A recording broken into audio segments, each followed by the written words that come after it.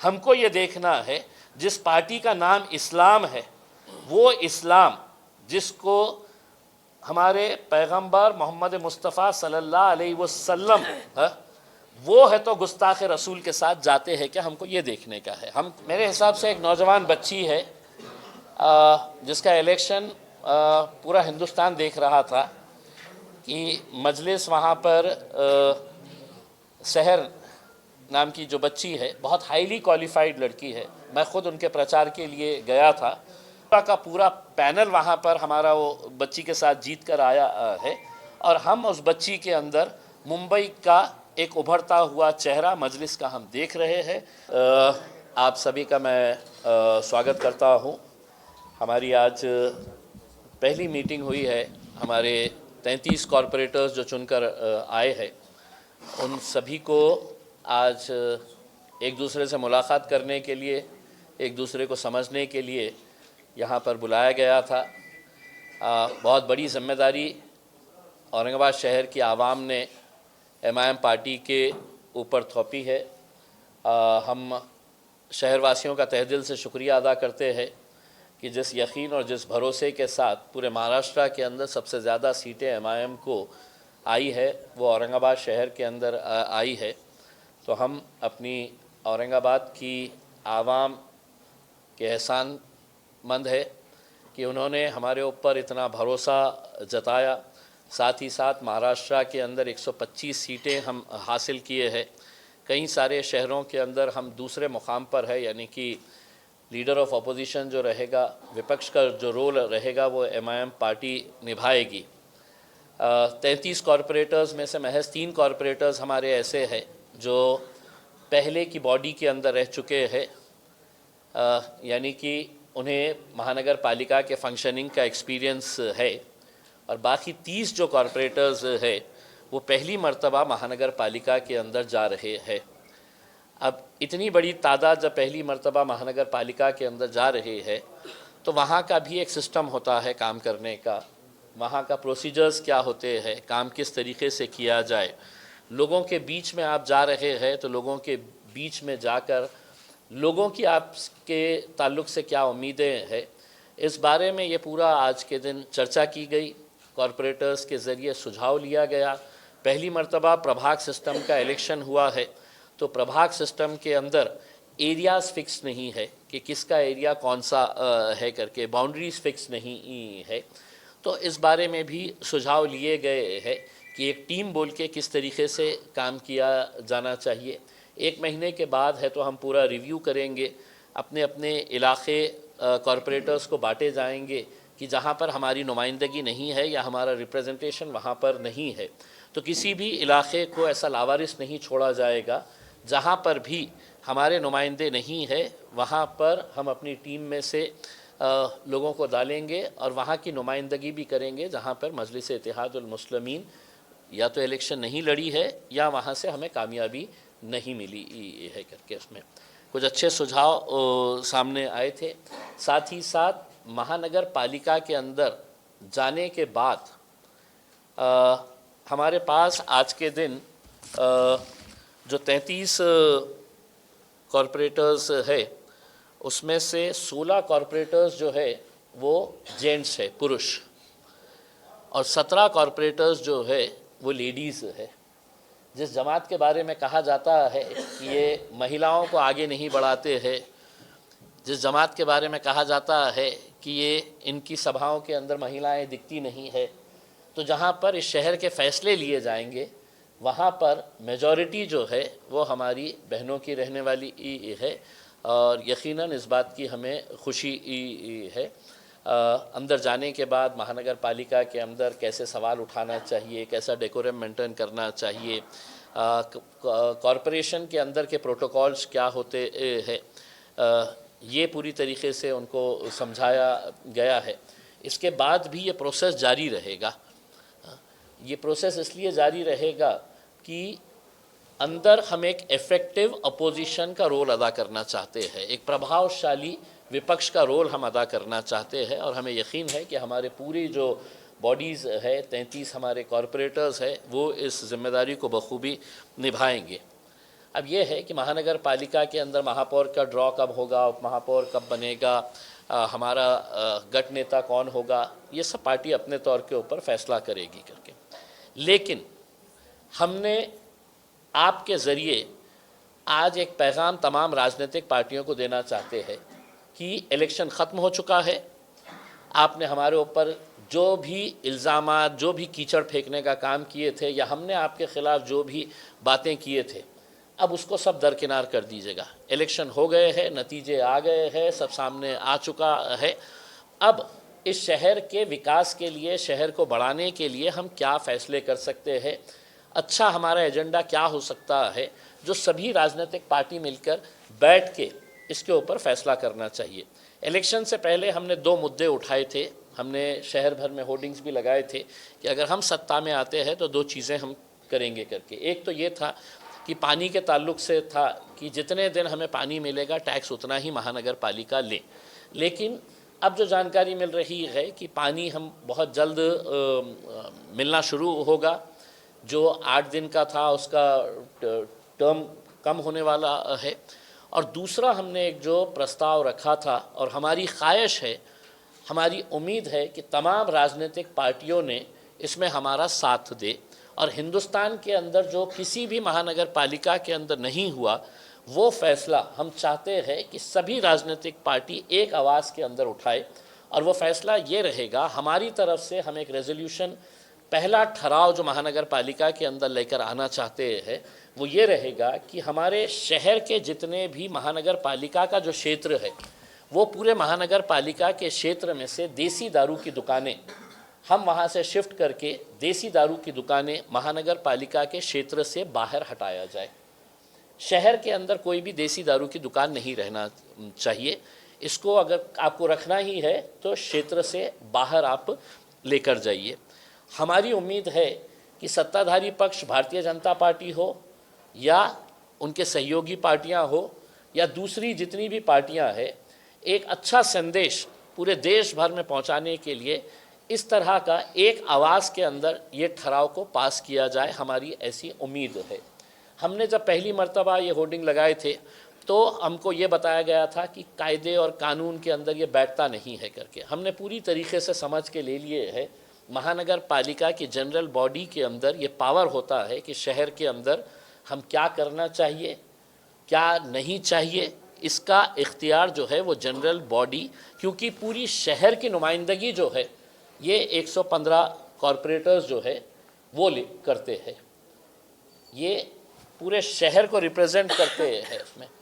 तो अगर पूरा शहर ही अगर ये तय कर रहा है अपने नुमाइंदों के ज़रिए कि हमारे शहर के अंदर हम देसी दारू की दुकानें नहीं चाहते हैं, तो हमारी उम्मीद है कि इस प्रस्ताव के अंदर भारतीय जनता पार्टी हो, एकनाथ शिंदे साहब की शिवसेना हो, अजीत दादा की एनसीपी हो, शरद पवार साहब की एनसीपी हो, कांग्रेस पार्टी हो या वंचित बहुजन आघाड़ी हो, ये सभी लोगों ने पहले दिन की जनरल बॉडी मीटिंग के अंदर पहला ठहराव ये लेकर आए, ये हम उम्मीद करते हैं।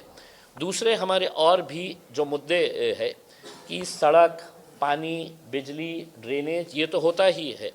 इस शहर के अंदर अच्छे गार्डन्स कैसे बनाए जाए, पार्क्स कैसे बनाए जाए, बच्चों को खेलने के लिए ग्राउंड्स कैसे तैयार किए जाए, इसके ऊपर भी हमने विशेष ध्यान देने के लिए हमारे सभी लोगों को हमने ये बताया है, अपना सुझाव दिया है, और इन मुद्दों के ऊपर उन्हें महानगर पालिका के अंदर लड़ने के लिए, आवाज़ उठाने के लिए बोला है। हमारे जो 2 पेट प्रोजेक्ट्स इस शहर के लिए है कि 2 जो मैदान हमारे शहर के अंदर है, एक तो आमखास मैदान है और दूसरा जो रोशन गेट के आगे गिरनी का जो ग्राउंड है, वो ग्राउंड को हम चाहते हैं कि स्टेडियम के अंदर कन्वर्ट किया जाए करके। इतना आसान नहीं है, लेकिन अब चूंकि बॉडी आई है और महानगर पालिका के अंदर एक अच्छे आयुक्त बैठे हुए हैं जो स्पोर्ट्स को बढ़ावा देना चाहते हैं, श्रीकांत साहब, तो हमारी उम्मीद है कि उन्होंने अपने इस टेनियर के अंदर ये एक ऐतिहासिक काम करके जाए, ताकि लोग हैं तो ज़िंदगी भर उनको याद रखे कि गिरनी के मैदान के ऊपर जो ग्राउंड बना है वो श्रीकांत साहब ने यहाँ पर बना कर गए हैं। तो ये हम उम्मीद करते हैं उनके ज़रिए ये काम किया जाएगा करके। जालना रोड से चंपा चौक तक का जो मामला है वो क्यों अटका पड़ा हुआ है, ये भी है तो हमारे मेंबर्स जो है इसके अंदर आवाज़ उठाएंगे। सबसे ज़्यादा मजलिस को जिन्होंने वोट किया है वो गरीब तबका है। वो गरीब तबका जो सड़क के ऊपर आकर हमारा साथ दिया, इलेक्शन के दिन हमारा साथ दिया, और उसी की वजह से हम इतनी सारी सीटें जीते हैं। और उसमें बहुत सारे जो ठेले वाले हैं, जो हॉकर्स है, जो रोड के ऊपर है तो अपना ठेला लगाते हैं, छोटा सा टोकरा लगा के है तो बेचते हैं, फल फूल जो भी बेचते हैं, महानगर पालिका का दस्ता उनके पास जाता है, कभी ट्रैफिक पुलिस वाले उनके पास जाते हैं और उनको हैरान परेशान करते हैं। ये गरीबों की आवाज़ उठाने के लिए भी ये 33 हमारे जितने भी नुमाइंदे हैं ये पूरी ताकत के साथ खड़े रहेंगे। सेंट्रल गवर्नमेंट का कानून है कि हॉकर जोन बनना चाहिए हर शहर के अंदर। आपके बेईमानियों की वजह से हमारा डेवलपमेंट प्लान इतने साल क्यों थका था, किसने इसको बर्बाद किया था, किसने है तो डेवलपमेंट प्लान के अंदर दुकानदारी खोल के है तो इस शहर को बर्बाद करने का काम किया था, वो बात चली गई है। लेकिन जो स्ट्रीट वेंडर्स एक्ट, ये सेंट्रल गवर्नमेंट का एक्ट है कि हर फेरी वाले को, हर टोकरे में बेचने वाले को, या जो भी है तो गाड़ी लेकर करता है, उसको एक डेडिकेटेड स्पेस देना चाहिए करके। तो हॉकर जोन हमारे शहर के अंदर नहीं बना है, तो इस वजह से या ट्रैफिक पुलिस हो या महानगर पालिका का तोड़ू दस्ता हो, ये बेचारे गरीब लोग जो है उनके लिए एटीएम बन गए हैं कि कभी भी जाओ, कभी भी उठा के फेंक डालो इनका, और कभी भी है तो इनके पास से है तो 2 पैसा ले लो, फिर वो जाके दूसरे दिन बैठ जाते हैं। तो ये ना करते हुए हम महानगर पालिका से ये उम्मीद कर रहे हैं और हमारी पूरी टीम इसके ऊपर काम कर रही है, करेगी कि हॉकर जोन जल्द से जल्द बनाया जाए करके। उसमें दूसरा ये है कि हरसूल के अंदर जो एक कचरा डिपो जो है वो एक घनी आबादी के बीच में एक ठेकेदार को फ़ायदा पहुंचाने के लिए एक कचरा डिपो वहां पे बनाया गया था। हमने इलेक्शन से पहले लोगों से वादा किया था कि ये कचरा डिपो वहां से हटना चाहिए करके। अब 33 हमारे नुमाइंदे आ चुके हैं। महानगर पालिका से अनुरोध करेंगे, रिक्वेस्ट करेंगे कि ये कचरा डिपो यहाँ से हटाया जाए हरसूल से, और आपको जहाँ लेके जाने का है आप लेकर जाए करके। और अगर इसके बावजूद भी अगर महानगर पालिका ये फैसला नहीं करती है तो आवाम की, जनता के हित के अंदर हम ये कचरा डिपो अपने तौर के ऊपर हटा देंगे, और उसकी पूरी जिम्मेदारी जो है वो महानगर पालिका के उन अधिकारियों के ऊपर जाएंगे जो कचरा डिपो शहर के बीचों बीच घनी आबादी के अंदर लगाए हुए हैं। तो ऐसे कुछ मुद्दे हैं, हेल्थ के कुछ इश्यूज़, सुझाव आए हैं हमारे मेंबर्स की तरफ से। स्कूल्स का दर्जा कैसा बढ़ाया जाएगा, इसके ऊपर हमने चर्चा किए है कि महानगर पालिका के स्कूल्स को, जो CBSE स्कूल्स जो बंद हो रहे हैं, या और उसका दर्जा कैसा बढ़ाना चाहिए, इसके ऊपर भी चर्चा की गई है। तो ये सब मुद्दों के ऊपर बातचीत की गई है, और अभी इनके और ट्रेनिंग सेशंस होंगे ताकि एक प्रभावशाली विरोधी पक्ष का ये रोल अदा करे। अभी इतने सारे हमारे महाराष्ट्र के अंदर जो कामयाबी हासिल हुई है, और आप लोगों ने जिस तरीके से मजलिस का साथ दिया और पब्लिसाइज़ किया है कि पूरे महाराष्ट्र में नहीं या पूरे हिंदुस्तान के अंदर मजलिस की दखल ली जा रही है कि 125 कॉरपोरेटर्स चुनकर आए हैं। हम अपना शुक्रिया अदा करने के लिए बहुत जल्द गाड़ियों का काफ़िला लेकर हैदराबाद जाएंगे। बैरिस्टर असदुद्दीन अवैसी साहब, अकबरुद्दीन अवैसी साहब का शुक्रिया अदा करने के लिए। तो हमारे 125 कॉरपोरेटर्स, महानगर पालिकाओं के 83 काउंसिलर्स जो नगर परिषद के अंदर आए हैं, ये सभी लोग अपनी अपनी गाड़ियों के अंदर मजलिस का झंडा लहराते हुए हम हैदराबाद के दारुसलाम के अंदर जाएंगे कि उनकी मेहनतों की वजह से आज मजलिस ये दिन देख रही है, दोनों भाइयों की मेहनतों की वजह से, कि आज हम एक इतनी बड़ी ताकत बनकर उभरे है करके। तो इसका डेट बहुत जल्द हम ऐलान करेंगे, और इंशाअल्लाह जहाँ जहाँ पर भी मुमकिन होगा बैरिस्टर असदुद्दीन अवैसी साहब खुद आकर इजहार तशक्कुर अपनी आवाम का शुक्रिया अदा करने के लिए भी वो जल्द से ऑर्गेनाइज करेंगे। तो यही कुछ बातें थी आप लोगों से शेयर करने की। अगर आपके पास कोई सवाल है तो पूछ लीजिएगा।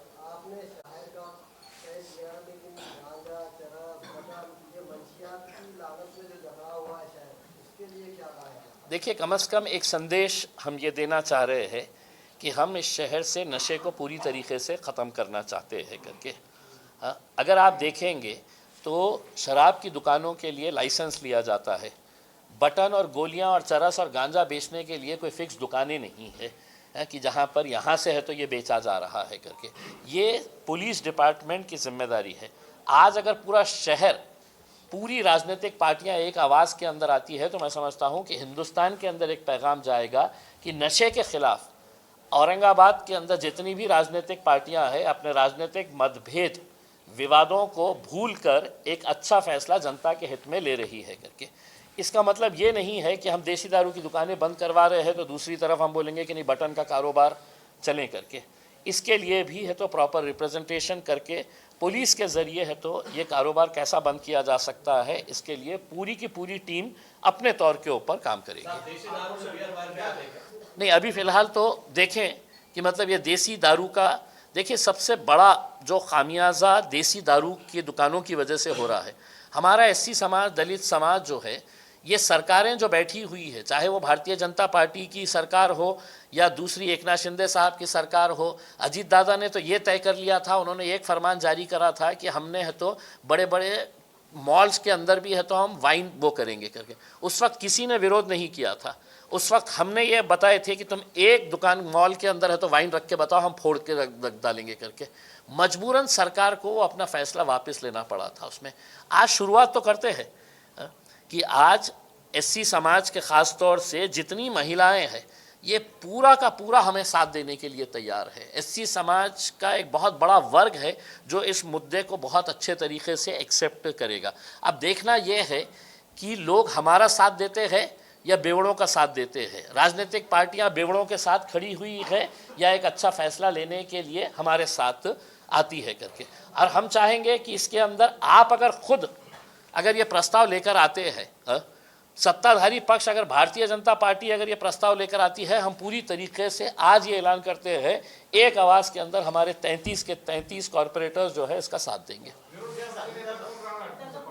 विरोधी पक्ष नेता, गट नेता, कॉप्ट मेंबर्स कौन रहेंगे ये पार्टी फैसला करेगी, बहुत जल्द फैसला करेगी। अभी उनका खुद का तय नहीं हुआ है कि अभी महापौर उनका कौन सा ड्रॉ में आने वाला है करके। आपके ज़रिए मैं कुछ लोगों को ये बताना चाहता हूँ कि बराए करम मेहरबानी, हमने ये जो टिकटें जो दिए हैं ये किसी के मशवरे से दिए नहीं है, तो हमको फ़ोन करके परेशान ना करे या हमको व्हाट्सअप करके परेशान ना करे कि इसको कॉप्ट मेंबर बना दे करके। थोड़ा बहुत ज्ञान हमारे में है कि हमको किसको देना है, किसको नहीं देना है, किसको गट नेता बनाना है, किसको विरोधी पक्ष नेता बनाना है करके ये पार्टी अपने तौर के ऊपर तय करेगी। पिछली बार फाइटिंग का मुद्दा बहुत आया था, इस बार फाइटिंग मतलब कुछ होने वाले हैं? कहाँ पे? मनपा के अंदर सभागृह में फाइटिंग हुई थी पिछले बार के। आगे जवाब देंगे। आपने हरसुल कचरा डिपो में कहा है, एमआईएम ने पड़ेगांव कचरा डिपो के खिलाफ मुहिम चलाई थी, क्या पड़ेगांव के लोगों को इससे निजात मिलेगी? देखिए, पड़ेगांव के लोग अगर इसका विरोध करना चाहते हैं, हम जब हरसूल इलाके में गए थे तो हरसूल इलाके के हमारे चारों भी जो हमारे नुमाइंदे हैं, ये हमारे विजय श्री जाधव, हमारे अशोक हेवराले साहब, अज़हर पठान साहब और यूनुस पटेल साहब की जो बेटी है, इन सब के ऊपर लोगों का यही था कि हम आपका साथ देंगे अगर आप है तो हमको ये वादा करेंगे कि ये डिपो हटना चाहिए। अगर पड़ेगांव के लोगों को भी अगर ऐसा लगता है कि आपके लिए सरदर्द है, ख़राब है, तो उन्होंने हमारे पास अप्रोच करे या नहीं तो सत्ताधारी पक्ष के पास जाए। लेकिन हमने तय किया है कि हरसूल का कचरा डिपो हटेगा मतलब हटेगा।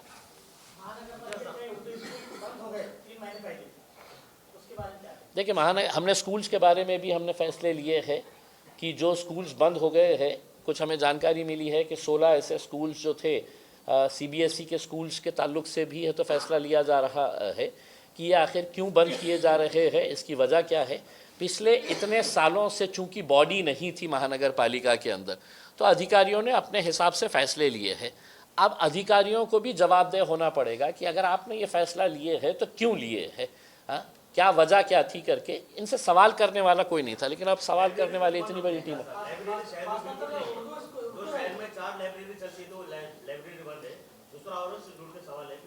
आजकल बर्थ सर्टिफिकेट और डेथ सर्टिफिकेट बहुत खामियां हैं, बहुत दे रहे हैं अधिकारी लोग बिल्कुल नहीं दे रहे। देखिए, ये भी मीटिंग के अंदर ये मुद्दा हमारा सामने आया था कि बर्थ सर्टिफिकेट के ताल्लुक से जो दिक्कतें आ रही है लोगों के बीच में, इसको ये बॉडी रहे ना रहे, बॉडी तो आज के दिन आ गई है, लेकिन ये आम लोगों से जुड़ा हुआ मुद्दा है। सिर्फ एक तोतले आदमी के बोलने के ऊपर अगर हुकूमत है तो इतना अगर ये कर रही है उसमें, तो फिर वो तोतले साहब को भी है तो हमारे को है तो सीधा करना आता है अच्छी तरीके से उसमें।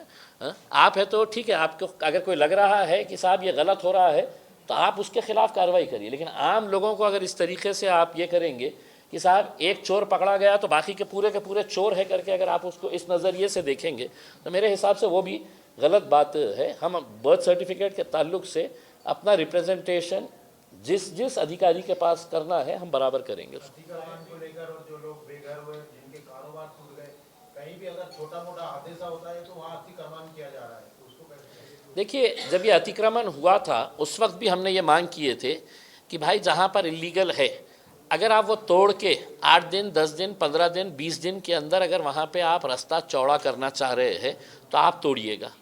लेकिन उस वक्त उनको सिर्फ भारतीय जनता पार्टी और एकनाथ शिंदे साहब के जो पालक मंत्री है उन्होंने कहा था की ये गणपतीचा उत्सव समाप्त होऊ द्या, आम्ही हे पण पाडणार ते पण पाडणार करके।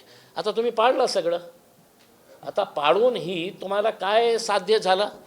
तुमने गिरा तो दिए, लोगों को बेघर कर डाले, लेकिन कहाँ है देवेंद्र फडणवीस साहब? आके यहाँ पे एक भाषण के अंदर नहीं बोले हैं कि भैया मैं है तो 1000 करोड़ रुपए का 500 करोड़ रुपए का पैकेज दे रहा हूँ जो घर हमारे लोगों के बोलने के ऊपर गिराए गए हैं, चाहे फिर वो अतुल सावे के बोलने पे हो, केनेकर के बोलने पे हो, कराड़ के बोलने के ऊपर हो, इनके बोलने के ऊपर जो गिराए गए हैं। तो अब आपने हासिल क्या किए हैं? सिवाय आपने 20-20 25-25 JCBs लेके जाके रील्स बना के है तो हम ये तोड़े वो तोड़े है करके, आपने रोड क्यों नहीं बनाए हैं करके? अब सत्ता में आए हैं, हम उम्मीद करते हैं कि वो जल्द से जल्द ऐलान करेंगे कि जनता ने है तो आपको 58-57 जितने सीटें जिता कर लाई है, उस शहर को कम से कम है तो आप एक विशेष पैकेज देकर वहाँ पर जो भी ये रास्ते के बीच में अर्थहे आ रहे थे वो उसको है तो आप जल्द से जल्द रोड का काम शुरू करें। नगरपालिका क्षेत्रामध्ये चिकलठाणा असो, हर्सुल असो, हे जे गाव होते त्या ठिकाणी जुने गावठाण होते, त्यांचे घर होते, त्याला अतिक्रमण म्हणून त्याला पाडण्यात आलं।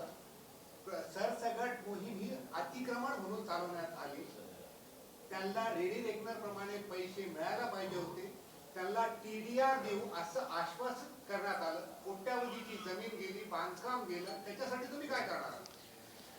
हे प्रश्न आम्हाला विचारण्याच्या ऐवजी ज्या लोकांनी 57 कॉर्पोरेटर्स भारतीय जनता पार्टीला निवडून दिलेले आहे, सत्ता त्यांची महाराष्ट्रामध्ये, सत्ता त्यांची केंद्रामध्ये, आता सत्ता त्यांची महानगरपालिकेमध्ये असणे, ज्या लोकांनी त्यांना निवडून दिलेले आहे त्या लोकांनी त्यांची गच्ची धरायची गचंडी आणि विचार करायला त्यांना विचारा की तुम्ही काय केलं, आमचे घर तुम्ही पाडलं होतं तरीसुद्धा आम्ही तुम्हाला इतकं भरभरून मतदान दिलेले आहे करके।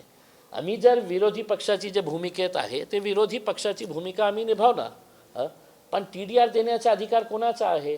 सरकारचा आहे। कंपेन्सेशन देण्याचा अधिकार कोणाचा आहे? सरकारचा आहे। आता यांनी या बाबतीत काय निर्णय घेणार आहे आम्हालाही बघायचं आहे। आम्ही तर वारंवार त्यांना हे आठवण करून देणारच आहे विरोधी पक्षनेते। एक मिनट घरकुल के फॉर्म भर के लिए जा रहे हैं, अभी लकी ड्रॉ का फॉर्म भी उन्होंने भर के लिए, घरकुल भरने का पता नहीं है, सिर्फ फॉर्म भर के लिए जा रहे हैं। देखिए, आपको ये चीज़ तो पता होगा कि प्रधानमंत्री घरकुल योजना इस शहर से पूरी तरीके से ख़त्म हो गई थी। इसके बावजूद कि यहाँ पर है तो केंद्रीय मंत्री कराड़ साहब थे और उनके प्रधानमंत्री के नाम के ऊपर ये स्कीम थी, प्रधानमंत्री घरकुल योजना।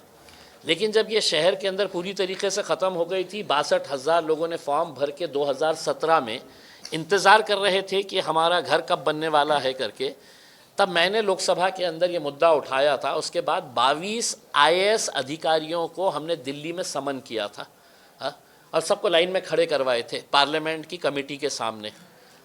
तब जाकर है तो ये घरकुल की योजना दोबारा शुरू हुई है करके।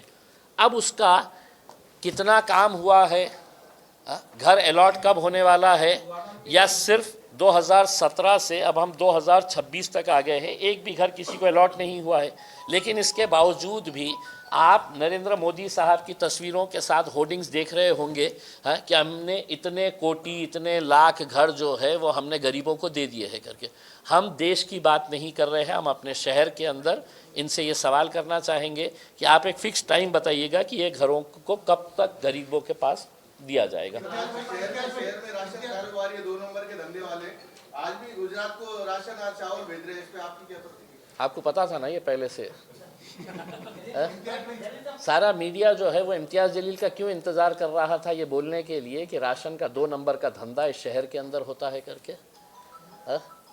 मैं तो पत्रकार नहीं हूँ, लेकिन बताइएगा साहब, किस पत्रकार ने ये आवाज़ उठाया था कि गोर गरीब लोगों का राशन जो है वो कैसा 2 नंबर के ज़रिए है तो गुजरात को भेजा जा रहा है। वालुज के अंदर एक फैक्ट्री है, वहाँ पे है तो ये राशन है तो बेचा जा रहा है खिचड़ी का करके उसमें। जब पूरे पत्रकारों को पता था तो फिर खामोश क्यों थे? जिल्हा परिषद चुनाव में सांगितलं आता की महिन्याभरानंतर तुम्ही या नगरसेवकांचं मूल्यमापन करणार आहे, त्या काय तुम्ही यानं क्रायटेरिया ठरवलंय, कशा पद्धतीने? नहीं, मूल्यमापन अभी उतरे नहीं मैदान में और आप बोल रहे हैं इनका मूल्यमापन करे करके। नहीं, इनका ट्रेनिंग कैंप बोला मैंने ट्रेनिंग कैंप बोला। देखिए, मैं भी जब पार्लियामेंट के अंदर गया तो मुझे भी ये तो बहुत कुछ समझना था कि भाई पार्लियामेंट की फंक्शनिंग कैसी होती है, सवाल अगर डालना है तो कैसा डालना है करके, ओरल कौन कौन से सब्जेक्ट के अंदर है तो हम हाथ ऊपर उठा के है तो अपने मुद्दे रेस कर सकते हैं करके। अब 35 में से सिर्फ 3 लोग हैं जो कॉरपोरेशन की जनरल बॉडी मीटिंग के अंदर बैठे हुए थे। स्टैंडिंग कमेटी से लोगों की उम्मीदें क्या रहती है, दूसरी जो कमिटीज़ होती है वो कमेटी के अंदर इनके रिस्पॉन्सिबिलिटीज़ क्या रहेंगे। तो जब तक ट्रेनिंग नहीं दी जाएगी तो मेरे हिसाब से एक मरतबा इनका ट्रेनिंग होने दीजिए, साल भर के बाद मूल्यमापन करेंगे। और मेरे से पहले तो आप ही लोग करने के लिए बैठे हैं ना मूल्यमापन की। 33 जिंकू नाले होते काय उपटले। हमने किसी के साथ भी ज़िला परिषद के अंदर अभी गठबंधन नहीं किया है। ज़िला परिषद का इलेक्शन हम लड़वा रहे हैं, हमारी 5 लोगों की कमेटी बनाई गई है, वहाँ पे मेरे ऑफिस के अंदर इंटरव्यूज़ चल रहे हैं। हमें इस बात की खुशी है कि जिस जमात के बारे में कहा जाता था कि सिर्फ़ एक मुसलमानों की ये जमात है, आज ज़िला परिषद का इलेक्शन लड़ने के लिए हर जाति धर्म और मज़हब के लोग जो है वो हमारे पास फॉर्म भरे हुए हैं। और हम इस ज़िला परिषद इलेक्शन के ज़रिए एक पैगाम देना चाह रहे हैं कि अब मजलिस जो है सिर्फ शहरों की जमात नहीं है, हम छोटे छोटे गाँवों तक भी पहुँच चुके हैं। ज़िला परिषद भी लड़ रहे हैं, पंचायत समिति भी लड़ रहे हैं। हाँ,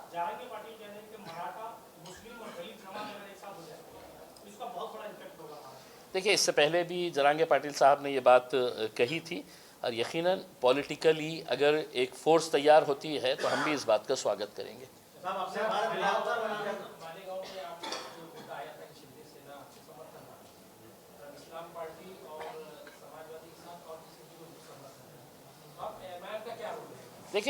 देखिए हमारे पास भी एकनाथ शिंदे की शिवसेना के तरफ से प्रस्ताव आया था कि मालेगांव के अंदर हमारे 21 उम्मीदवार चुन के आए हैं, हम साथ में मिलके बनाएंगे। लेकिन पार्टी के अध्यक्ष बैरिस्टर असदुद्दीन अवैसी साहब हो या महाराष्ट्र के अध्यक्ष, हमने शुरुआत से ही ये फैसला लिया था कि ना हम भारतीय जनता पार्टी के साथ जाएंगे, ना गुस्ताख रसूल एकनाथ शिंदे साहब के साथ जाएंगे करके। ये स्टैंड हमारा पहले से भी क्लियर था।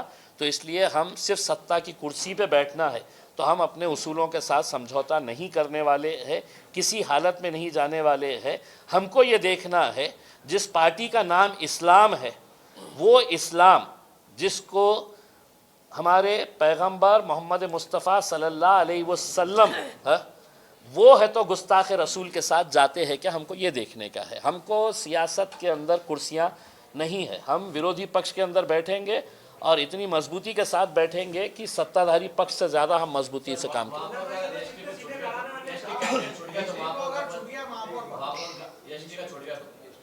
देखिए इम्तियाज़ जलील अगर मुख्यमंत्री हो गया तो ये अगर वज़ीर आज़म बन गए तो देखिए एक मरतबा ड्रॉ हो जाने दीजिए, उसके बाद फैसला करेंगे। चालू है पानी का है ड्रेनेज का है वो 3 साल से अधूरे चल रहे हैं अभी तक कंप्लीट नहीं हुआ कहीं ज्यादा पता नहीं। नहीं, आप तो पानी का सिर्फ 3 साल का बोल रहे हैं। पानी का कब से, अभी तो टेंडर निकल गई है। हाँ पानी का कब से है। हमारे मेंबर्स ये पूरी तरीके से महानगर पालिका के अंदर हिसाब मांगेंगे कि 350 की 700, 700 से 1400, 1400 से 2200, 2200 से 3000 और 3000 से 3300 करोड़ रुपया ये स्कीम कैसी गई है। या तो सोने की पाइपलाइन डाले है या चांदी का वरख चढ़ाए है, हमें नहीं पता है, लेकिन इसका हिसाब मांगा जाएगा। और जो भी भ्रष्टाचार उसके अंदर हुआ है, चाहे वो एमजेपी ने किया हो या महानगर पालिका के अंदर, इसका हिसाब बराबर लिया जाएगा। अभी मैं नहीं कर रहा हूँ साहब, वो कमिटी डिसाइड कर रही है। मुस्लिम मतं जे आहेत ते याबद्दल पर्याय होते काँग्रेस, राष्ट्रवादी काँग्रेस, मात्र आता ज्या पद्धतीने आपले कॉर्पोरेशन निवडून आले, तुम्हाला असं वाटतं का आता या मुस्लिम मतदारांना एमआयएम हा पर्याय झालाय आणि ते एमआयएमच निवडतात? माझ्यासाठी याच्यापेक्षा हे महत्त्वाचं आहे की हे आमचे मनोज वाहुलची मिसेस आहे SC समाजातली, विजयश्री जाधव ST समाजातली आहे, अजून आमचे अशोक हिवराले साहेब SC समाजातले, OBC समाजातले सगळे लोकांनी।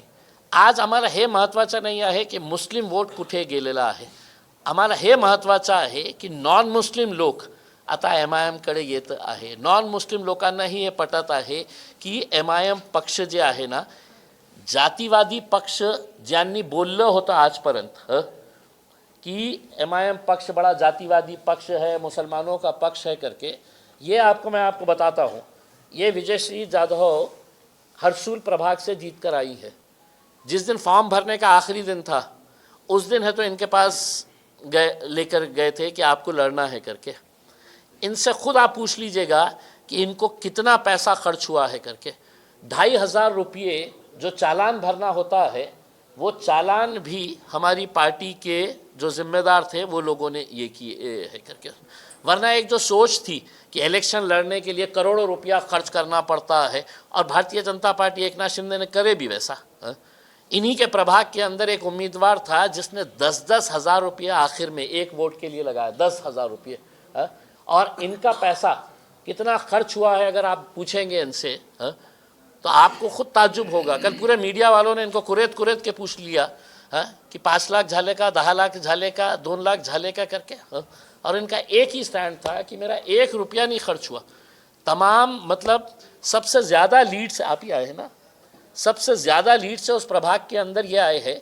उसकी वजह ये है कि उनके इलाके के अंदर इवन जो नॉन मुस्लिम हिंदू लोग थे, वो हिंदू लोग खुद है तो इस बात को अप्रिशिएट कर रहे थे कि हमारे प्रभाग से एक सामान्य घर से आने वाली एक महिला को MIM ने टिकट दिया है, तो हमने भी उसका साथ देना है करके। तो इस वजह से सबसे ज़्यादा लीड उनको मिली हुई है। तो मुस्लिम वोट कहाँ जा रहा है, कहाँ गया है, माझा प्रश्न आहे की मुस्लिम मतदारांना आता एक चांगला पर्याय पण झालाय, 10 वर्षापूर्वी चांगला पर्याय मिळाला होता ते। इम्प्लिमेंट तसा दिसत नव्हता, पण या निवडणुकीत काँग्रेस कुठेही दिसली नाही। नाही काय आहे की आमच्यासाठी हे दुर्दैव आहे की एक काँग्रेसची सीट निवडून आली आणि ते आपल्या ताकदीवर निवडून नाही आली। आमच्यामध्ये एक जे बेमान होते, आमच्यामध्ये जे गद्दारी केलं होतं, ज्यांना आम्ही तिकीट दिलं होतं, रात्री 2 वाजता ते आमच्या घराच्या समोर उभे होते तिकीट मागायला, त्यांनी कोणत्या आधारावर ते तिकीट परत केलं, कशाला परत केलं? आमच्या एक सीटसाठी 50-50 लोक तिकीट मागत होते आणि ह्या महाशय ते कोणत्या कारणाने, काय कारण काय होतं? लेनदेन झाली होती, घाबरले होते, काय कारण होतं?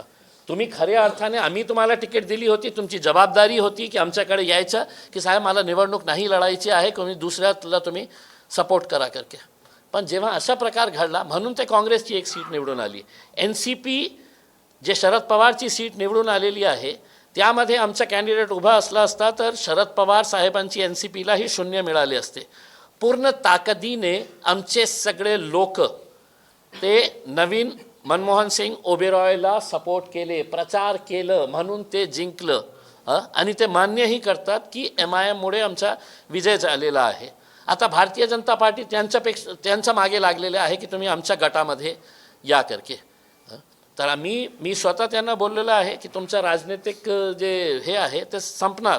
तुम्ही भारतीय जनता पार्टीसोबत ज्या दिवशी जाणार तुम्ही समजा की तुम्हाला मायनॉरिटीज तुमच्यापासून दूर होतील. मुंबई मेयर रेस में जो है सर, मुंबई की जो मेयर रेस है उसके अंदर उद्धव ठाकरे गठ का बोलना है कि अगर हमारे सहयोगी गठबंधन से हम लोग 108 सीटें होते हैं हमारे पास, उसके मेयर बनने के लिए 114 चाहिए, तो उस वक्त आपके पास अगर आते तो आपका रुख क्या रहेगा? भाजपा को दूर रखने के लिए जहां पर भी अगर कोई गठबंधन ऐसा बनता है कि जहां पर हम उनकी मदद अंदर जाके करें या वो कहे कि हम बाहर से आप समर्थन दें, तो हम पूरी तरीके से तैयार है ऐसे किसी भी गठबंधन का साथ देने के लिए जो भारतीय जनता पार्टी को सत्ते से दूर रखता है.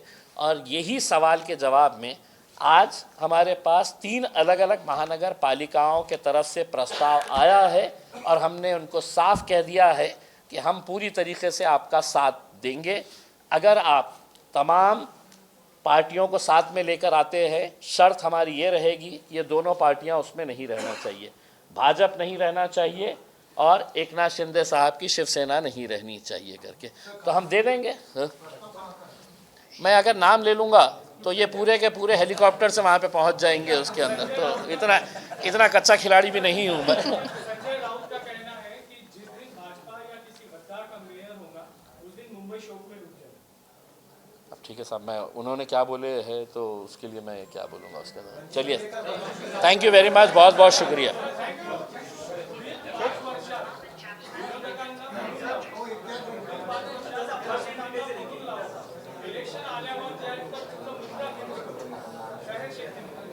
देखिए, मेरे हिसाब से एक नौजवान बच्ची है जिसका इलेक्शन पूरा हिंदुस्तान देख रहा था कि मजलिस वहाँ पर शहर नाम की जो बच्ची है, बहुत हाईली क्वालिफाइड लड़की है. मैं ख़ुद उनके प्रचार के लिए गया था.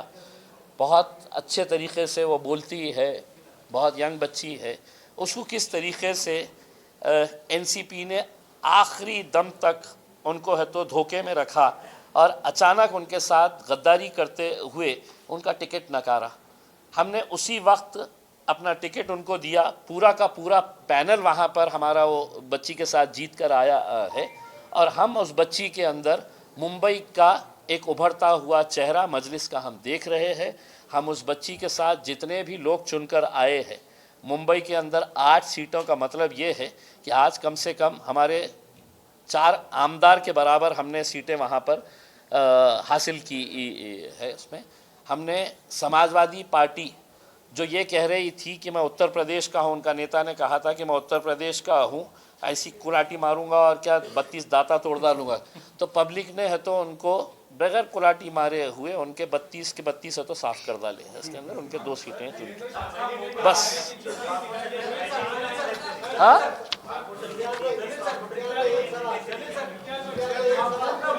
हाँ,